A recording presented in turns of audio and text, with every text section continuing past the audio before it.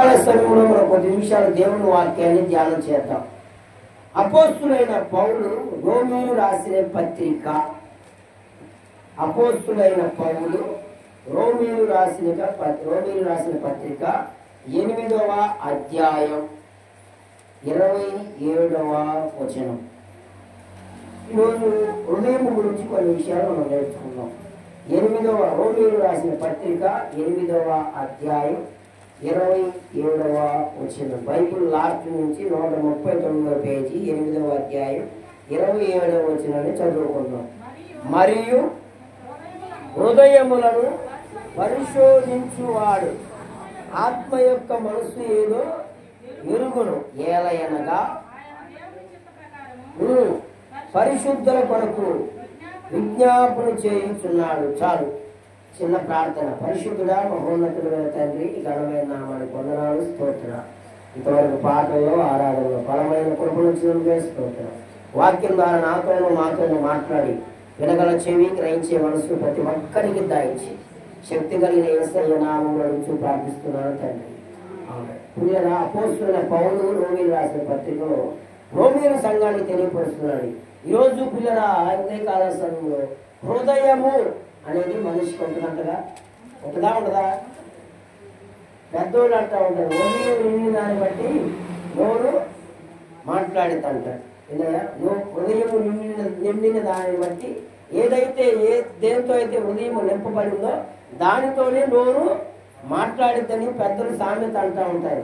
దేవుడు కూడా మాట్లాడాడు, హృదయం నిండిన దాన్ని బట్టి నోరు మాట్లాడు అని బైబిల్ వాక్య గ్రంథంలో ఉంటుంది.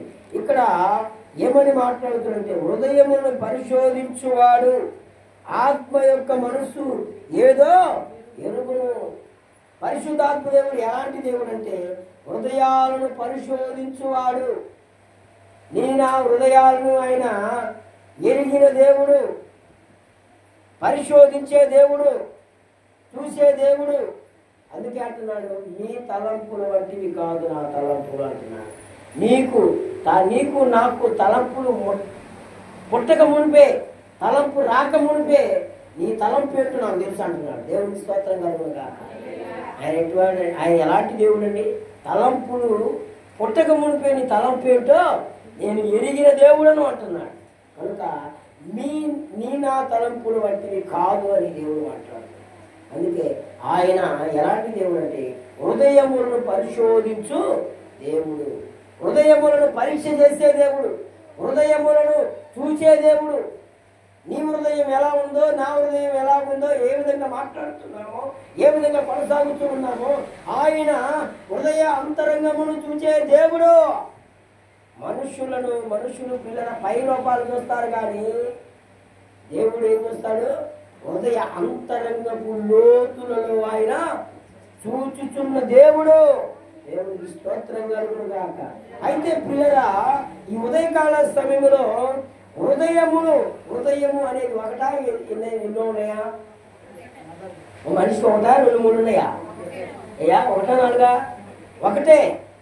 ఆత్మ ఒకటే, మనస్సు ఒకటే, హృదయం ఒకటే. కాబట్టి పిల్లల ఆ హృదయము కొన్ని హృదయాలేమో దేవునికి విరోధమైన హృదయంగా ఉంటున్నాయి, కొన్నేమో దేవునికి ఇష్టంగా ఉన్న హృదయాలు ఉన్నాయి, కొన్నేమో విరోధంగా ఉండే హృదయాలు ఉన్నాయి, కొన్నేమో విరిగిపోయిన హృదయాలు ఉన్నాయి, కొన్నేమో శుద్ధ హృదయాలు ఉన్నాయి, కొన్నేమో పిల్లల తెరవబడిన హృదయాలు ఉన్నాయి, కొన్నేమో కఠిన హృదయాలు ఉన్నాయంటగా. దేవునికి స్తోత్రం కలుగుగా. ఉండయా లేవా? చూడండి, ఇవి నేను చెప్పిన హృదయాలలో రకాలు బైబిల్ గ్రంథంలో మీకు చూపిస్తా. చూడండి, దావీదు రాసిన కీర్తన భాగం 51వ అధ్యాయం మనం చూడగలిగితే త్వరగా చూడండి. దావీదు రాసిన కీర్తన భాగం 51:7వ వచనం చూస్తే ఈ హృదయం ఏంటో చూద్దాం. దేవుడికి ఇష్టమైన హృదయాలు ఉన్నాయంట. వాటిలో కొన్ని చూద్దాం పిల్లలు. 51:7వ వచనం త్వరగా వాక్యంతో నడిస్తే తొందరగా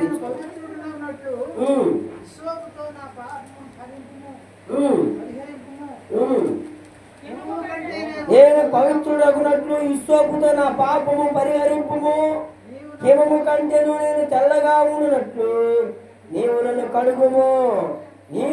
కడుగుము, ఉత్సాహ సంతోషములు నాకు వినిపించుము. ఇదే హృదయం అంటే పిల్లల విరిగిపోయిన హృదయం. జాగ్రత్త, కొన్ని హృదయాలు మనం నేర్చుకున్నాం. దేవుడికి ఇష్టమైన హృదయాలు, దేవుడికి విరోధమైన హృదయాలు. హృదయంలో ఏముండాలి అమ్మా? దేవుడికి విరోధమైన హృదయాలు, దేవుడికి ఇష్టమైన హృదయాలు. అసలు హృదయంలో ఏముండాలి? ఇలా ఉదయకాల సమయంలో మనం నేర్చుకుందాం. ఇక్కడ విరిగిపోయిన హృదయం ఉంది. ఏ హృదయం అయ్యేది?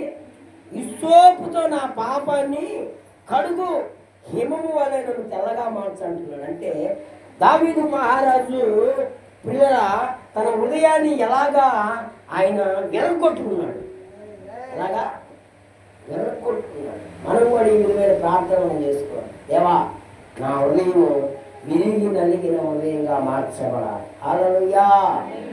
ఏ హృదయం అంటే? విరిగిపోయిన హృదయం, నలిగిపోయిన హృదయం, పాపముతో నిండిన హృదయము, కల్మముషుతో నిండిన హృదయము, చెడ్డ హృదయము, దుష్ట హృదయము, కోపముతో పగతో నిండిన హృదయము. ఇవన్నీ దేవుడు ఆయన విరగొట్టాలని మనం ప్రార్థన చేయాలి. దావీదు ఏమని ప్రార్థన చేస్తాడు ఇక్కడ? హిమము కంటే నేను తెల్లగా ఉండాలి. తెల్లగా ఉండడం అంటే పాండ్స్ పౌడరు ఏదేదో తెల్లగా మొహాన్ని కొట్టుకుంటే కాదు. విరిగి నలిగిన హృదయం నాకు కావాలి, మెత్తనైన హృదయం కావాలి, శుద్ధ హృదయం నాకు కావాలి అని మనము ప్రార్థన చేస్తే పిల్లల ఎంత భయంకరమైన కఠిన హృదయం కూడా పిల్లల దేవుడు ఖచ్చితంగా విరిగిన హృదయము మనకిస్తాడు. ఇక్కడ పిల్లల అక్కడే 10వ వచనంలో చూస్తే అక్కడ అంటున్నాడు చూడండి. అదే దావీదు మహారాజు ప్రార్థన చేస్తాడు 10వ చరణంలో. దేవా, నా యందు చూడండి ఎన్నో హృదయం, శుద్ధ హృదయము చేయము. ఇదే హృదయము చెప్పాలి మీరు. వాక్యముతో నడవాలి, వాక్యములో ఉండాలి, వాక్యాన్ని వినాలి. జాగ్రత్తగా వినండి. మొదటిది ఏ హృదయం అండి? విరిగిపోయిన హృదయం. రెండవది ఏంటంట? శుద్ధ హృదయం. విరిగిపోయిన హృదయంలో ప్రియులరా కఠినం ఉండదు, కల్మషాలు ఉండవు, దుర్మార్గత ఉండదు, చెడుతనం ఉండదు, పాపం ఉండదు, చెడు క్రియలు ఉండవు, చెడ్డ మాటలు ఉండవు, ఏమి ఉండవు. విరిగిపోయింది. శుద్ధ హృదయం అంటే ఏంటి? పరిశుద్ధమైన హృదయం అంటే కడగబడిన హృదయం. ఎట్లా కడగబడిందండి పాస్టర్ గారు? ఎన్నో ఏరియాలో సర్ఫెక్స్లో వేసుకొని కడుక్కోమంటారంటారా అమ్మా? ఎలా కడగబడింది చెప్పండి మీరు. హృదయాన్ని ఎలా కడుక్కోవాలి? ప్రశ్న. అయ్యా, పాపాలన్నీ అంగీకరించడం కాదు, పాపాలు ఒప్పుకోవాలి. పాపాలు అంగీకరిస్తే పాపాలు ఎట్ట పోతాయి? ఒప్పుకోవాలి. అంగీకరించడం కాదది, ఒప్పుకోవాలి. అంగీకరించడం అంటే పాపాన్ని అంగీకరించడం, పాపంలో కొనసాగించడం అంగీకరించడం. పాపాన్ని ఒప్పుకోవాలి. ఒప్పుకోలు ప్రార్థన, కన్నీటి ప్రార్థన, కన్నీటి ప్రార్థన, కన్నీటి ప్రార్థనతో, ఒప్పుకోలు ప్రార్థనతో, విరిగి నలిగిన హృదయంతో ప్రార్థన చేస్తే ప్రియులరా నీ హృదయము విరిగిపోయింది, నీ హృదయము కడగబడింది. అదే ఇక్కడ భక్తుడు మాట్లాడుతున్నాడు, ప్రార్థన చేస్తాడు. దేవా, నా యందు శుద్ధ హృదయము కలుగు చేయి, శుద్ధ హృదయము కలుగు చేయి. అపోస్తుల కార్యం 16వ అధ్యాయం 14వ వచనం చూస్తే పిల్లరా, అపోస్తుల కార్యం 16వ అధ్యాయం 14వ వచనం మనం చూడగలిగితే లుదియా హృదయం అంట తెరవబడింది.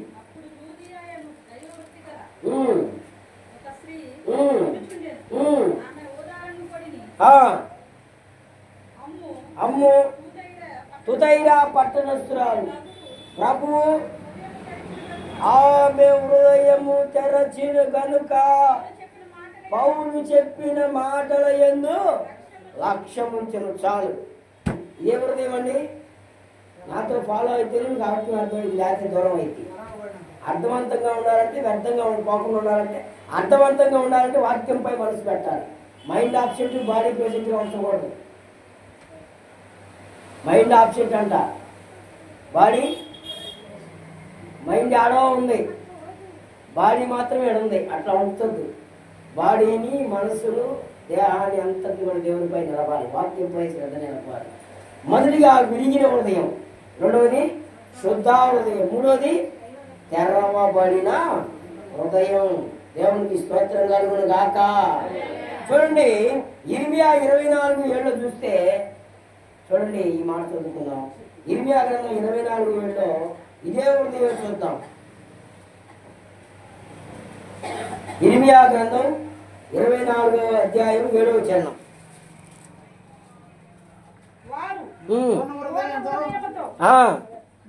తిరిగి రాగా వారు నా జనులగునట్లు నేను వారి దేవుడునగునట్లు నేను యెహోవానని నన్నేరు హృదయమును వారికి ఇచ్చేదను. చాలు, దేవునికి స్తోత్రం కలుగును గాక. ఇదే ఏ హృదయం అండి? ఇది కాదు, సరిగ్గా చదవండి అక్కడ. దేవునికి స్తోత్రం కలుగును గాక. దేవుణ్ణి ఎరిగే హృదయం ఏంటంటే ఇది దేవుణ్ణి ఎరగటం. దేవుడు ఎవరో తెలుసుకోవాలి ముందు మనం.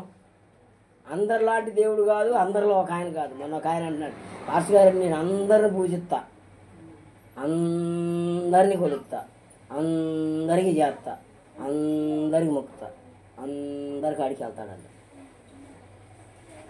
నేను అన్నాను, ఎవరికి న్యాయం చేస్తావన్నా? అందరికి చేస్తానంట. ఎడ చేస్తా? అందరిలో దేవుడు కాదు యేసు ప్రభు అంటే అందరినీ అంతటిని చేసిన ఆయన అని చెప్పా. చప్పట్లు కొట్టి గట్టిగా హల్లెలూయా.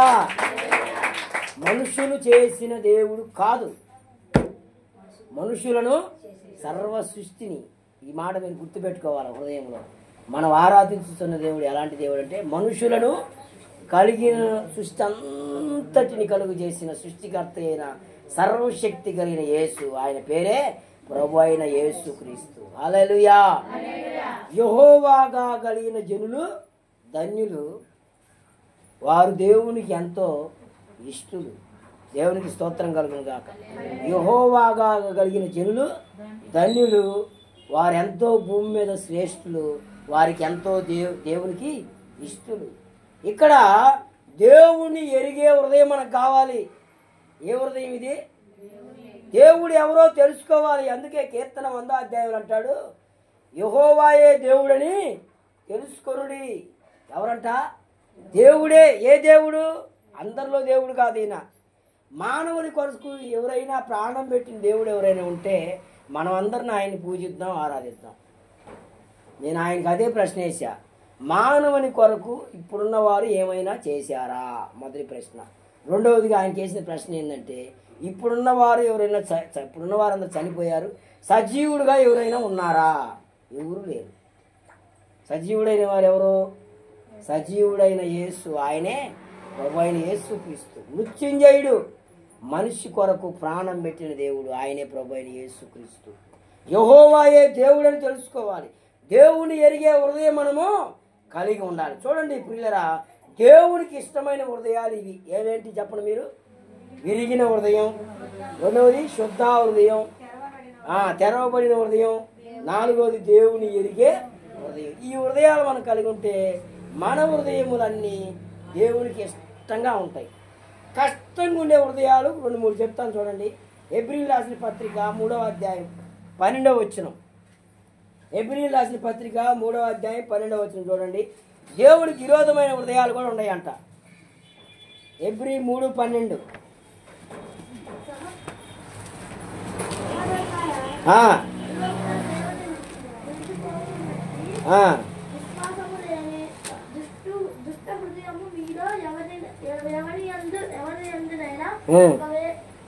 వండునేమో అని జాగ్రత్తగా చూసుకొని రోజు చదువమ్మ. బాగా వచ్చింది బైబిల్, రోజు చదవాలి బైబిల్. సహోదరులారా, జీవము గల దేవుని విడిచిపోనట్టి విశ్వాసము లేని దుష్ట హృదయము మీలో ఎవని అందైనను ఒకవేళ ఉండునేమో. ఇదే హృదయం అండి, దుష్ట హృదయం. ఇది కూడా ఉన్నాయంటగా, ఇవి కూడా ఉంటాయంటగా. ఏ హృదయం ఇది? దుష్ట హృదయం. అందుకే అంటున్నాడు అపోస్తలుడైన పౌలు, జీవము గల దేవుని విడిచిపోవునట్టి. ఈ దుష్ట హృదయం ఉంటే ఎట్లా ఉంటుందంటే, దేవుణ్ణి ఏం చేస్తారంటే వీళ్ళు విడిచి వెళ్ళిపోతారు. మందిరం లేదు, ప్రార్థన లేదు, సంఘం లేదు, సేవ లేదు, అసలు దేవుడే లేడు. మొన్న కామంట దేవుడు లేడు, గీవుడు లేడు. దేవుడు ఉంటే ఎందుకు వస్తాయి? దేవుడు లేడంట, గీవుడు లేడంట. మరి దేవుడు ఎవరు, గీవుడు ఎవరు? యేసు రక్తమే చేయడు. అందుకే అంటున్నాడు, జీవము గల దేవుని విడిచిపోవునట్టి అంట. దేవుని పోతున్నావంటే, దేవుని సన్నిధిని విడిచిపోతున్నావంటే, దేవుణ్ణి మర్చిపోతున్నావంటే, దేవుని ఆరాధన మర్చిపోతున్నావంటే, దేవుని సన్నిధిని నిర్లక్ష్యపరుస్తున్నావంటే, దేవుని సంఘాన్ని నిర్లక్ష్యపరుస్తున్నావంటే, దేవుణ్ణి విడిచి వెళ్ళిపోతున్నావంటే, ఆశ పడతం లేదంటే, దేవుని మార్గం ఉండలేదంటే నీకెవరిది ఏమన్నట్టు? అమ్మ మీ అందరికి వందనాలు, నేను అంటున్నా. రేపు నుంచి రావద్దు ఈ పాస్ గారు మమ్మీ బాగానే మాత్రం చెప్పాను. స్తోత్రం కలిగిన గాక. ఏడేమంటున్నాడు అక్కడ? మీకు జీవము గలన దేవుని విడిచిపోవునట్టు విశ్వాసం లేని దుష్ట హృదయం. వీళ్ళంట దుష్ట హృదయం కలిగిన ఎలా ఉంటారంటే, మొదటగా దేవుని సంఘాన్ని, దేవుణ్ణి విడిచిపెట్టి వెళ్ళిపోతారు. రెండోది ఏం చేస్తారు? వీళ్ళు విశ్వాసాన్ని పోగొట్టుకుంటారు. అల్ప విశ్వాసం కలిగి ఉంటారు. వీళ్ళు దుష్ట హృదయము కలిగిన వారు. హల్లెలూయా. ఈ హృదయం మనకు దూరం అవును గాక. ఏ హృదయం అండి? దుష్ట హృదయం. మనం ప్రార్థన చేసుకోవాలి, అయ్యా నీ సన్నిధిలో నుండి నేను పారిపోకుండానట్లుగా, దుష్ట హృదయం నాలో రాకుండానట్లుగా నాకు సహాయం చేయ అని ప్రార్థన మనం చేసుకోవాలి. స్తోత్రం కలుగును గాక. రెండో హృదయం చూద్దాం. ఆదికాండం 6:5 దేవునికి విరోధమైన హృదయాలు చెప్తున్నప్పుడు, ఆదికాండం 6:5లో నోవా కాలంలో ప్రియులరా, చదువమ్మ గట్టిగా, ఏం సందేహపడుతున్నా? నరుల చెడుతనం భూమి మీద గొప్పదనియు, వారి హృదయం యొక్క తలంపులలో ఊహంతయు ఎల్లప్పుడూ కేవలము చెడ్డదని యెహోవా చూచి తాను భూమి మీద నరులు చేసినందుకు యెహోవా సంతాపమునుంది తన హృదయములో నొచ్చుకొనెను. ఇదే హృదయం అంటే ప్రియులరా చెడ్డ హృదయం. ఏ హృదయం అయ్యా ఇది? దుష్ట హృదయం, చెడ్డ హృదయం ఒకటేనా? కాదు. ఇక్కడ చాలామంది గమనించాలి మనం. దుష్ట హృదయం వేరు, చెడ్డ హృదయం వేరు. దుష్ట హృదయం ఎలా ఉందో ఇందాక చెప్పాడు పౌలు. ఏం చెప్పాడు? దేవుని విడిచిపెట్టి వెళ్ళిపోతారు, విశ్వాసంలో నిలబడరు. వీళ్ళు దుష్ట హృదయం. ఇప్పుడు ఈ చెడ్డ హృదయం ఏంటంటే, ఊహల్లో కూడా చెడ్డ తలంపు ఉంది, తలంపుల్లో కూడా చెడ్డ తలంపు ఉంది. ఇంకొకటి ఏం చేస్తారంటే, ఈ చెడ్డ హృదయం కలిగిన వాళ్ళు మనలోనే కలిసి మనలోనే ఉండి అందరినీ చెరుపుతారు, చెడగొడతా ఉంటారు. లోకంలో పెద్దలనే సాగుతుంది కదా, తాను జడ్డ కోతి చెప్పలేదండి. ఈ బాగా చెబుతారుగా. ఏం చేస్తారు? ఏం చేసిద్దంట?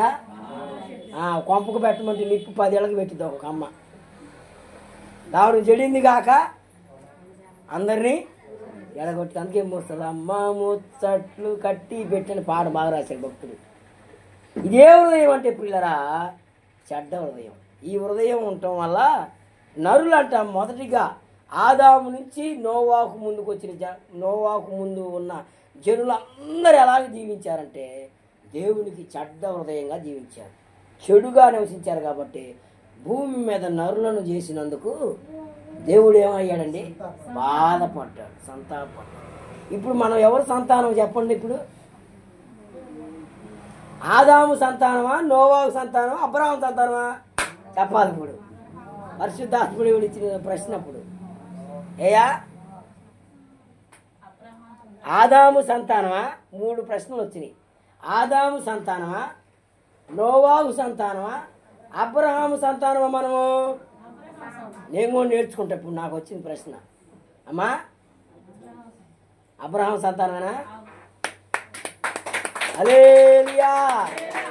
ఎందుకు అబ్రహాం సంతానం అని నాకు పరిశుద్ధాత్మ దేవుడు ప్రేరేపణ మీకు ఇచ్చాడంటే, మనమందరం విశ్వాసులకు తండ్రి అయిన అబ్రహాము కుమారుడు సంతానమే. దేవునికి స్తోత్రం కలుగును గాక. ఆదాము సంతానం ఎందుకు చెడిపోయారు? వారు పాపములో ఉన్నారు కాబట్టి నశించి చేశాడు. ఎట్లాగ నశించి చేశాడు? ఎలాగ నాశనం చేశాడు చెప్పండి? జలప్రళయం భయంకరంగా వచ్చి నశించిపోయారు. నోవాకు సంతానం ఎలాగ నశించిపోయింది? చెడు హృదయం కలిగి దేవుడికి కొన్ని కార్యాలు విరోధంగా చేశారు కాబట్టి నోవాకు కాలంలో నుంచి దేవుడు ఆశీర్వదించుకుంటూ అబ్రహాము నుంచి ప్రియులరా మనల్ని అబ్రహాముకు వారసులుగా చేశాడు. దేవునికి స్తోత్రం కలుగును గాక.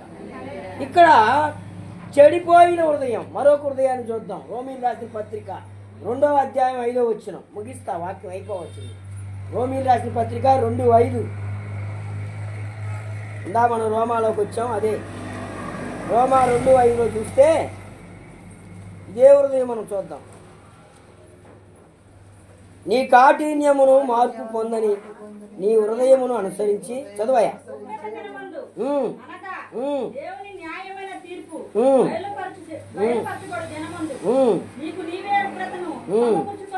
అమ్మో, దేవుని స్తోత్రం కలుగును. చాలు. ఆయన ప్రతి వానికి వాడి క్రియల చొప్పున ప్రతిఫలం ఇచ్చును. ఇదే హృదయం అంటే పిల్లరా, కఠిన హృదయం. ఏ హృదయం అమ్మ ఇది? దేవుడికి ఇష్టమైన హృదయాలు చెప్పండి ఇప్పుడు. విరిగిన హృదయం రెండోది. 3 దేవుని ఎరిగే హృదయం. దేవునికి స్తోత్రం కలుగును గాక. విరోధమైన హృదయాలు చెప్పండి. ఇప్పుడు కఠిన హృదయం. దేవునికి స్తోత్రం కలుగును గాక. చెప్పండి, మీరే కొట్టుకోండి. దేవునికి స్తోత్రం కలుగును గాక. అట్లా వాక్యంలో నడవాలి. వాక్యంతో నడిస్తే దేవుడు, పరిశుద్ధాత్మ దేవుడు మనందరం బలపరుస్తాడు. ఇక్కడ కఠిన హృదయం. ఈ కఠిన హృదయం ఏంటంటే, ఏందమ్మా ప్రార్థనకు రావేందంటే, నేను రాను. ఏంది పాస్టర్ గారు అంత మాట అంటే, అవునని అంత మాట అంటే ఏందనుకున్నా, కఠినపరుచుకోవటం. మనకు మనమే కఠినపరుచుకోవటం. ఇది కఠినపరుచుకున్నాడంట. సామెతల గ్రంథంలో సొలొమోను అంటాడు, కఠినపరుచుకుని వాడు అంటే కీళ్ళలో పడతాడంట. ఎక్కడ పడతాడు? కీళ్ళలో పడతాడు. ఎవరైతే కఠినంగా మారతాడో వాడు ఎక్కడ పడతాడు? కీళ్ళలో పడిపోతాడు. కాబట్టి కాఠిన్యము కలిగి మనం జీవిస్తూ ఉంటే పిల్లరా, ఉగ్రత దినమందు దేవుని న్యాయ బలిపీఠం దగ్గర నుండి తీర్పులోకి వచ్చి నిత్య నరకంలోకి మనం వెళ్ళవలసిన పరిస్థితి వచ్చింది. ఎంత భక్తి చేసి ఎక్కడ తెచ్చాడంట? ఏందండి ఇవన్నీ మీకు తెలుసుగా? ఏందమ్మా చెప్పరేంది? ఎంత భక్తి చేసి ఆడ తెచ్చాడు? ఎంత చేసి, ఇంత ప్రయాసపడి గొంతులు పోయి ఇన్ని చేస్తే ఏముంటే మనలో నరకానికి వెళ్తాం? దుష్ట హృదయం, చెడ్డ హృదయం, కఠిన హృదయం మనం కలిగి. వీళ్ళు ఆడుంటారు, మన కాడే ఉంటారు, మనలోనే ఉంటారు, నాలో కూడా ఉంటారు. నేను ఇది గొప్ప కాదు, నాలో కూడా వచ్చింది ఒక్కోసారి. చెడ్డ హృదయం వచ్చిద్ది, దుష్ట హృదయం వచ్చిద్ది, కఠిన హృదయం వచ్చిద్ది. మళ్ళీ పై కూడా వస్తాయి. విరిగిన హృదయం వచ్చిద్ది, శుద్ధ హృదయం వచ్చిద్ది, దేవుణ్ణి ఎరిగే హృదయం వచ్చిద్ది. పిల్లరా, తెరవబడిన హృదయాలు వస్తాయి. ఇవన్నీ ఆడుంటాయి, మనలోనే ఉంటాయి. దేవునికి స్తోత్రం కలుగును గాక. అయితే ప్రాముఖ్యంగా మన హృదయంలో ఏముండాలో చూడండి. ఒక్క మాట చెప్తా నేను. 119వ కీర్తన 11వ వచనం చదువుకొని ముగించుకున్నాం. 119వ కీర్తన 11వ వచనం. దేవుడు ఏం కోరుకుంటున్నాడంటే హృదయంలో, అమ్మా